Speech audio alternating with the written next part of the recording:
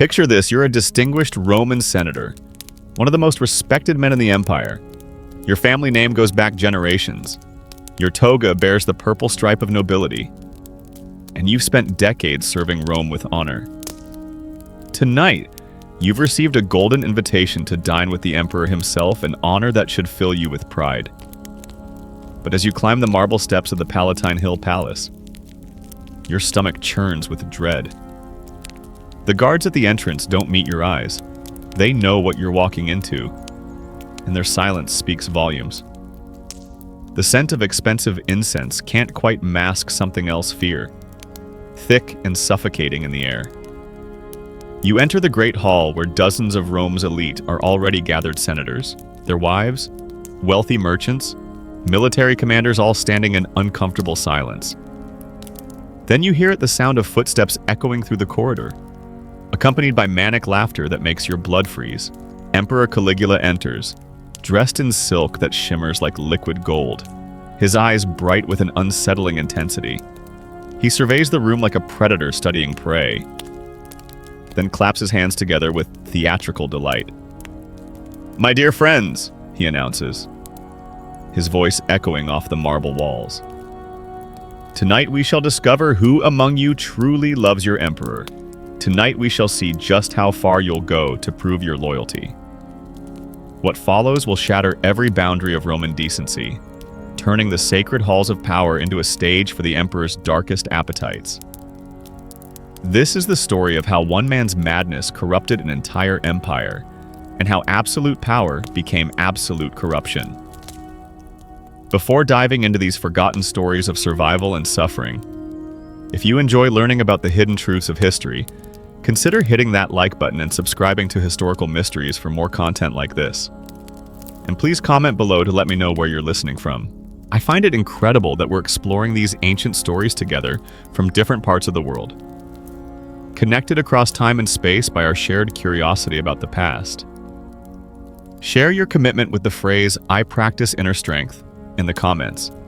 And let's embark on this mysterious historical journey to reconnect with our own truth. Ready? Let's begin. To understand how the most powerful man in the world could transform his palace into a den of sexual depravity and psychological torture, you have to understand how Caligula became the emperor in the first place. Born Gaius Julius Caesar Augustus Germanicus in 12 CE, he earned his nickname Caligula, meaning little boots, as a child when he accompanied his father Germanicus on military campaigns, dressed in miniature soldier's gear that charmed the legions. But childhood for a member of the imperial family was anything but innocent. By the time he was 7, Caligula had witnessed his father's mysterious death, possibly by poisoning ordered by Emperor Tiberius. He watched his mother, Agrippina the Elder, and his brothers disappear into exile, imprisonment, and eventually death, victims of the paranoid machinations of imperial politics. Imagine being a child and knowing that at any moment the knock on your door might be your last. Caligula learned to survive in a world where showing weakness meant death, where trust was a luxury no one could afford. He became a master of deception, presenting himself as harmless while his family was systematically destroyed around him. This early trauma would later manifest in his compulsive need to dominate and humiliate others, particularly those who reminded him of the power structures that had terrorized his youth. When Tiberius finally died in 37 CE, the Roman people welcomed 24-year-old Caligula as emperor with genuine joy. Here was the son of their beloved Germanicus, the boy who had once charmed the armies. Rome had suffered under the paranoid, reclusive Tiberius for decades. They were ready for someone young, someone who promised a return to the glory days. For 7 months, Caligula seemed to be everything they had hoped for. He recalled political exiles, gave generous bonuses to the Praetorian Guard, and held spectacular public games. The people loved him, but then something changed. Something that would transform the imperial palace from a seat of governance into a playground for the emperor's most twisted sexual fantasies. In late 37 CE, Caligula fell seriously ill with what ancient sources describe as a brain fever so severe that it brought the empire to a standstill. For days, he hovered between life and death, while Rome held its breath, praying for their young emperor's recovery. Some historians believe this illness caused permanent brain damage, while others argue it simply stripped away the thin veneer of sanity that had been holding his darker impulses in check. When Caligula recovered, those closest to him noticed the change immediately. The young man who had once shown restraint and political wisdom was gone. In his place stood someone who seemed to have lost all connection to reality, all sense of boundaries between the sacred and profane, the acceptable and unthinkable. The transformation wasn't immediately obvious to the public. It began with small things: excessive spending, unusual behavior in private meetings, increasingly erratic decisions. But behind the closed doors of the imperial palace, a much darker change was taking place. Caligula had discovered something during his brush with death, the intoxicating realization that as emperor, he could do literally anything to anyone and no one could stop him. And the palace as a playground of perversion. The palace staff were the first to witness Caligula's transformation. Servants who had served the imperial family for years suddenly found themselves subjected to the emperor's bizarre whims and sexual demands. Young male slaves were particularly vulnerable. Caligula would summon them to his private chambers and force them to participate in acts that violated every concept of Roman dignity. But it was the female servants who suffered most. Ancient sources, written in the careful language of their time, describe how the emperor would prowl the palace corridors at night, selecting women at random to satisfy his appetites. These weren't consensual encounters, they were acts of pure dominance, designed to reinforce Caligula's absolute power over everyone in his domain. The emperor's sexual appetites weren't limited to servants. He began inviting the wives of senators and other high-ranking officials to private audiences, ostensibly to discuss their husbands' careers or family matters. These women, raised in the strict moral codes of Roman aristocracy, found themselves trapped in situations where refusing the emperor's advances meant death not just for themselves, but for their entire families. One particularly chilling account describes how Caligula would force these women to strip naked and perform various sexual acts while he watched from his throne, sometimes bringing in multiple women simultaneously to compete for his attention. The psychological torture was as calculated as the physical abuse. These proud Roman matrons, who had once commanded respect throughout the empire, were reduced to sexual playthings for the emperor's amusement. What made Caligula's transformation of the palace particularly horrifying wasn't just the sexual abuse itself, it was how methodically he used sex as a weapon to destroy the Roman social order. He understood that by forcing the empire's most respected citizens to participate in or witness acts of sexual degradation, he could break their spirits more completely than any torture. Dinners of degradation. The emperor began hosting elaborate dinner parties that started as normal social gatherings but inevitably devolved into orgies. He would invite senators along with their wives and daughters, initially maintaining the pretense of civilized entertainment. But as the evening progressed, the emperor would begin making increasingly inappropriate demands. "Senator Marcus," Caligula might say, his voice carrying the casual tone of someone asking for more wine, "your wife has such beautiful eyes. I wonder what they would look like when she's on her knees before me." The senator would be forced to sit in silence, knowing that any protest would result in his family's execution. Meanwhile, his wife would be compelled to comply with whatever sexual act the emperor demanded, often while her husband and children watched in horror. The psychological damage to these families was often irreparable: marriages destroyed, children traumatized, proud Roman bloodlines reduced to instruments of the emperor's perverse pleasure. Caligula took particular delight in forcing senators to watch, as their wives were sexually degraded.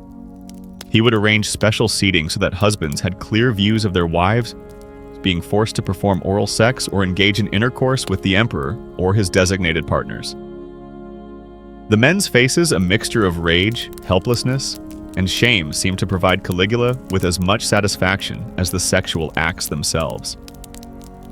The imperial palace complex on the Palatine Hill underwent physical modifications to accommodate Caligula's increasingly elaborate sexual fantasies.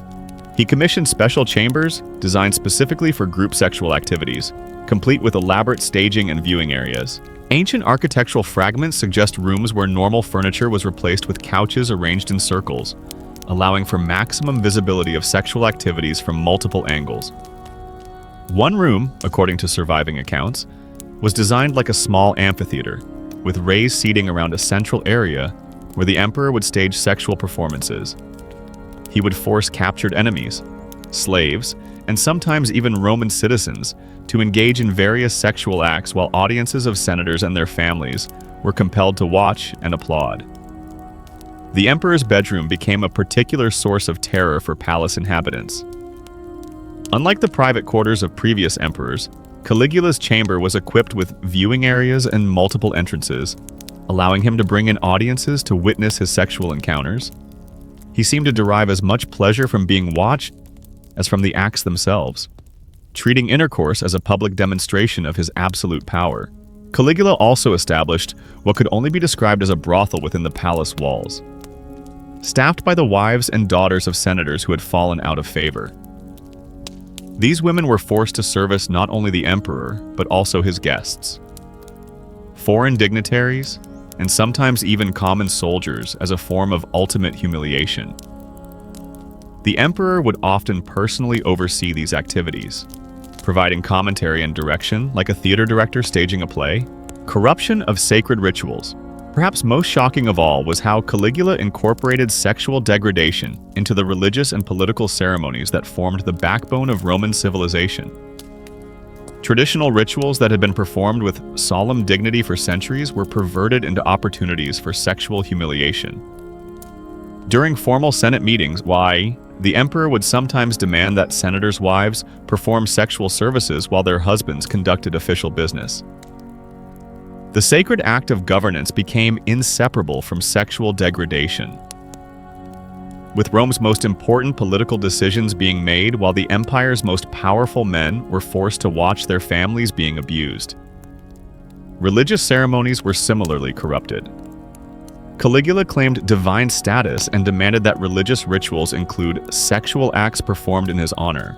Priestesses who had taken vows of chastity were forced to engage in public intercourse as part of worship services, while traditional religious festivals became excuses for elaborate orgies featuring unwilling participants from Rome's noble families.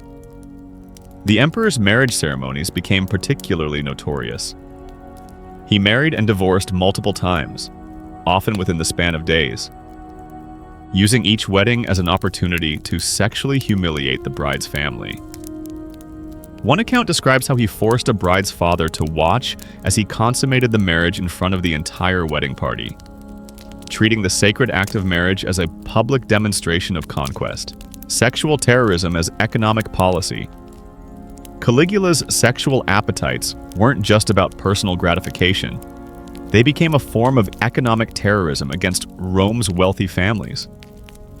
The emperor would identify the most beautiful wives and daughters of wealthy citizens, then demand sexual access to them in exchange for their families' continued safety and prosperity. This created a grotesque marketplace where Roman nobles were forced to offer their female relatives as payment for political favor or simple survival. Families would receive invitations for their women to attend private audiences with the emperor, knowing full well what these meetings entailed, but unable to refuse without risking everything they owned. The emperor also established a formal taxation system based on sexual services. Wealthy families were required to provide their women for specific periods of service in the palace, with the duration and frequency determined by their financial status. This wasn't prostitution in any traditional sense. It was sexual slavery imposed on the empire's most privileged classes as a demonstration of absolute imperial power. Women who tried to resist or escape these arrangements faced horrific punishments. Some were forced to engage in public sexual acts as entertainment during gladiatorial games. Others were sold into actual prostitution, their noble status stripped away as they were forced to service common soldiers and slaves.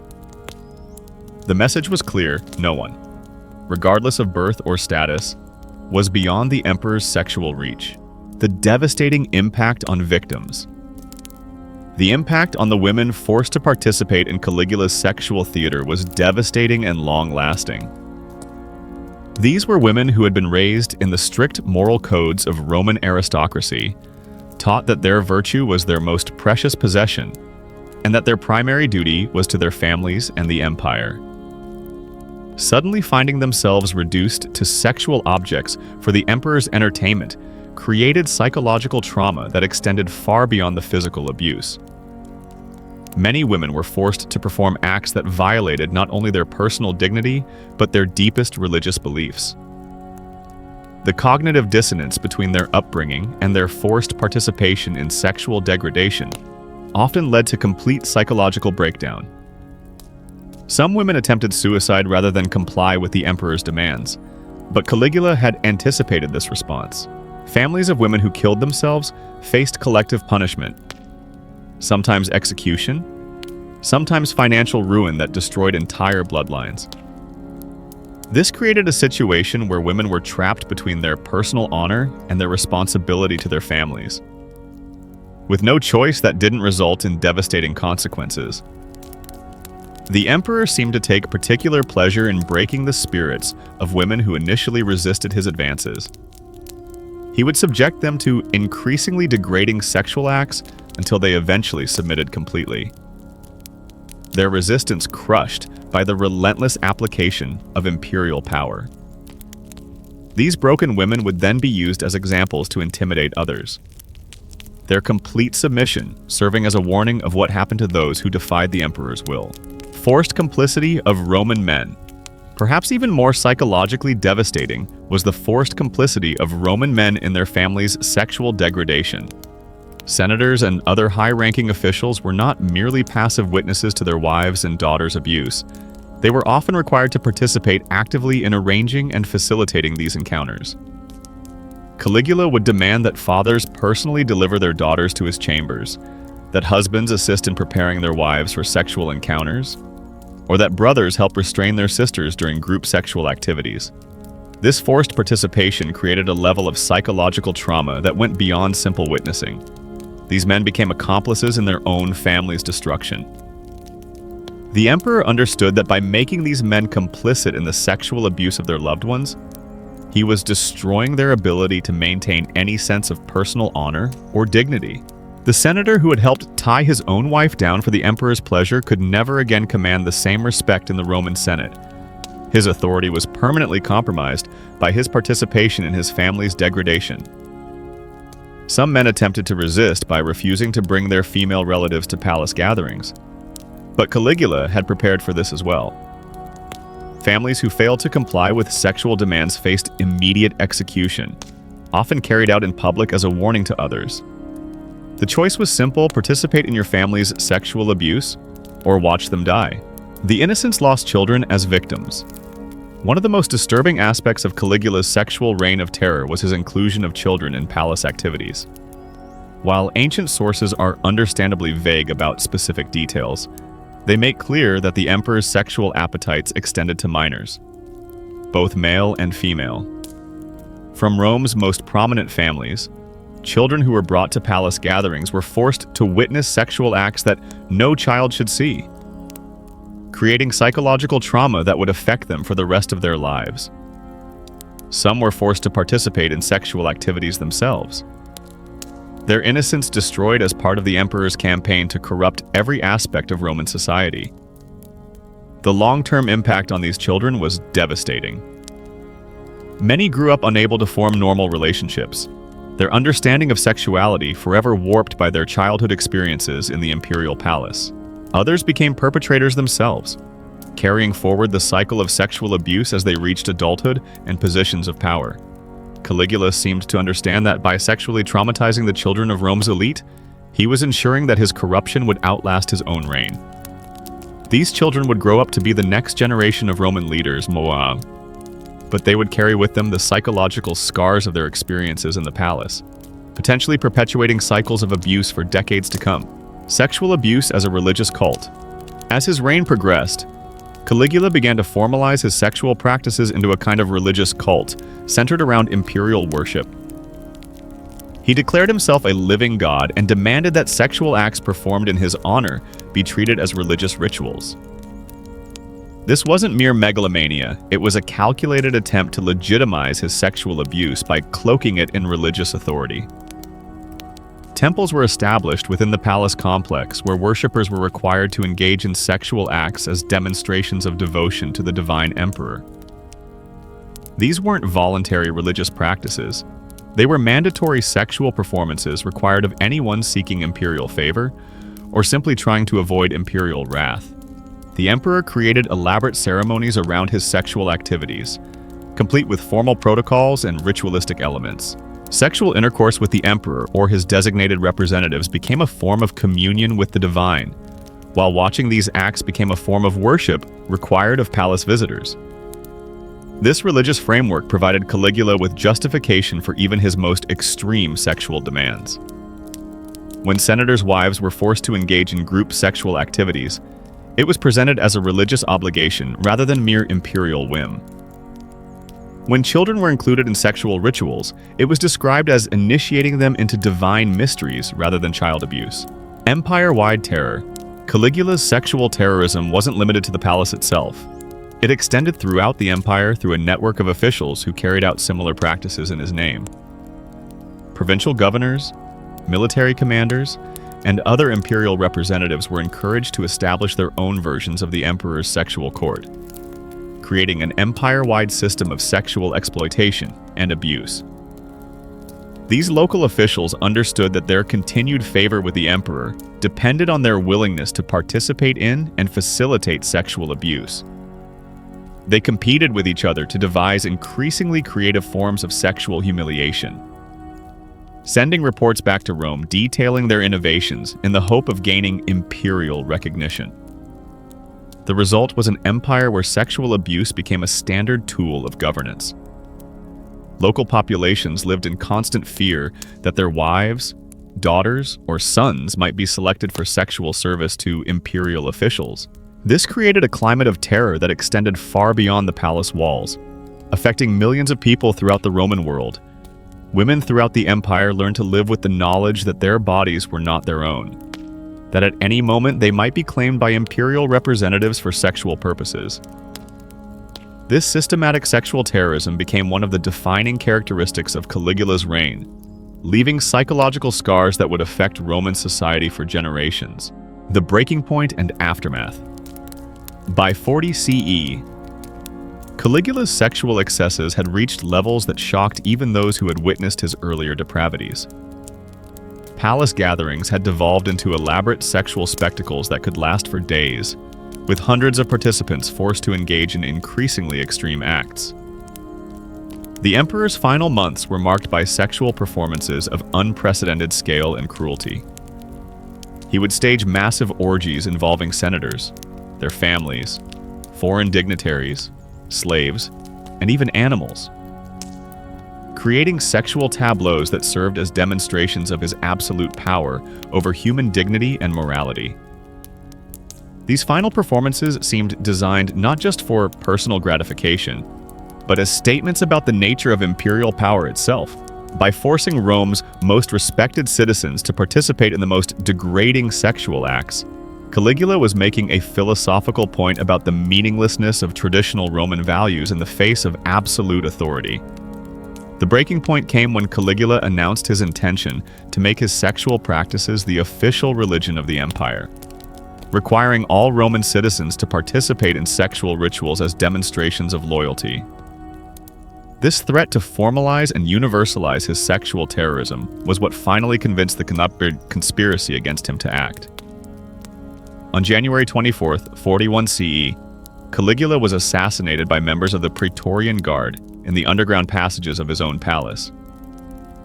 But even in death, the emperor's sexual crimes continued to terrorize their victims. The conspiracy included not just political motivations but personal ones. Several of the assassins had been forced to watch their own family members subjected to the emperor's sexual abuse. The new emperor, Claudius, faced the enormous task of dealing with the aftermath of Caligula's sexual reign of terror. The physical evidence of the emperor's crimes was extensive rooms equipped for sexual torture, collections of pornographic art depicting real palace victims, detailed records of sexual encounters that served as blackmail material against prominent families. Much of this evidence was quietly destroyed, not out of respect for Caligula's memory, but to protect the victims and their families from further humiliation. Rooms that had been sites of sexual abuse were sealed or completely renovated, as if the new administration was trying to erase the physical memory of what had occurred. The cover-up extended to the historical record as well. While ancient historians clearly documented Caligula's sexual crimes, they used coded language that obscured the full extent of the abuse. Many victims and their families preferred this discretion, understanding that detailed accounts of their experiences would only perpetuate their humiliation. The enduring silence. The most tragic aspect of Caligula's sexual terrorism was how effectively it silenced its victims. The Roman social system, with its emphasis on honor and family reputation, made it nearly impossible for survivors to speak openly about their experiences without destroying what remained of their social standing. Women who had been sexually abused by the emperor faced a society that would blame them for their victimization, regardless of the circumstances. Men who had been forced to watch their wives' sexual degradation couldn't speak about their experiences without admitting their own powerlessness and complicity. Children who had witnessed or experienced sexual abuse often carried their trauma in silence for their entire lives. This conspiracy of silence meant that the full extent of Caligula's sexual crimes may never be known. Families destroyed by sexual abuse had every incentive to hide their experiences, while historical accounts were necessarily limited by social conventions that made explicit discussion of sexual matters inappropriate for public consumption. The silence also meant that many victims never received justice or even acknowledgement of their suffering.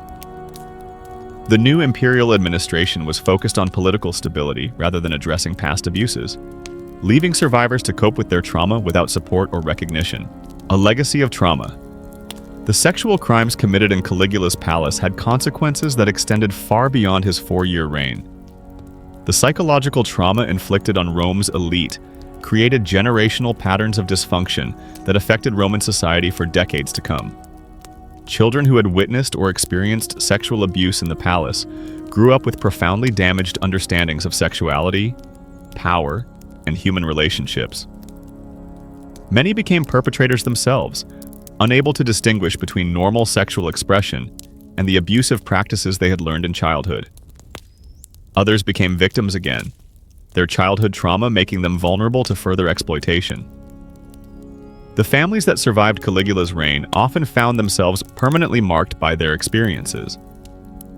Marriages destroyed by forced sexual encounters never recovered, while children raised in environments of sexual terror struggled to form healthy relationships as adults. The social fabric of Roman aristocracy was permanently damaged by the systematic sexual abuse of its most prominent members. Perhaps most significantly, Caligula's sexual terrorism established patterns of imperial abuse that would resurface throughout Roman history. Later emperors, while perhaps not matching Caligula's extremes, understood that sexual exploitation was a powerful tool for maintaining control over subordinates and eliminating political opposition. Today, tourists walk through the ruins of the Palatine Hill, marveling at the remnants of imperial grandeur without fully understanding the horrors that once unfolded within these crumbling walls. The marble floors that once echoed with the screams and sobs of unwilling victims now host guided tours and scholarly lectures about ancient Roman architecture. But if you know what to look for, the evidence remains foundation stones that once supported rooms designed specifically for sexual torture, drainage systems that carried away the physical evidence of countless assaults, underground passages where terrified victims waited their turn to be summoned to the emperor's presence. The ghosts of Caligula's victims still haunt these ruins, the senator's wife who killed herself rather than endure another night of imperial attention. The 10-year-old boy who watched his mother being sexually tortured. The proud Roman matron who was forced to work as a prostitute in the palace brothel. Their stories were deliberately erased from history, but their suffering remains embedded in the very stones of this place. Caligula's transformation of the imperial palace into a theater of sexual horror lasted less than 4 years. But its impact echoed through Roman history and continues to resonate today. The emperor's crimes remind us that sexual abuse has always been a weapon of choice for those who seek to dominate and control others, and that the most elaborate systems of civilization can be corrupted by individuals who recognize no limits on their exercise of power. The palace may be ruins now, but its lessons endure. The systematic sexual abuse of the vulnerable by those in positions of authority isn't a relic of ancient barbarism. It's a pattern that repeats itself whenever human beings are given absolute power over others and choose to use it for evil. The only difference between Caligula's sexual terrorism and modern forms of abuse is the scale and the documentation. The fundamental dynamics of power, control, and sexual exploitation remain disturbingly consistent across the centuries. In the end, the emperor who turned his palace into an orgy left behind more than just traumatized survivors and political chaos. He created a template for sexual terrorism that would be studied and sometimes emulated by tyrants throughout history. His legacy is written not in marble monuments or bronze inscriptions, but in the psychological scars passed down through generations of victims, a reminder that the worst crimes are often those that destroy not just bodies, but souls. Don't miss out on more fascinating insights into the hidden corners of history. Subscribe to Historical Mysteries and join our community of history enthusiasts. What other historical mysteries do you think deserve to be brought to light?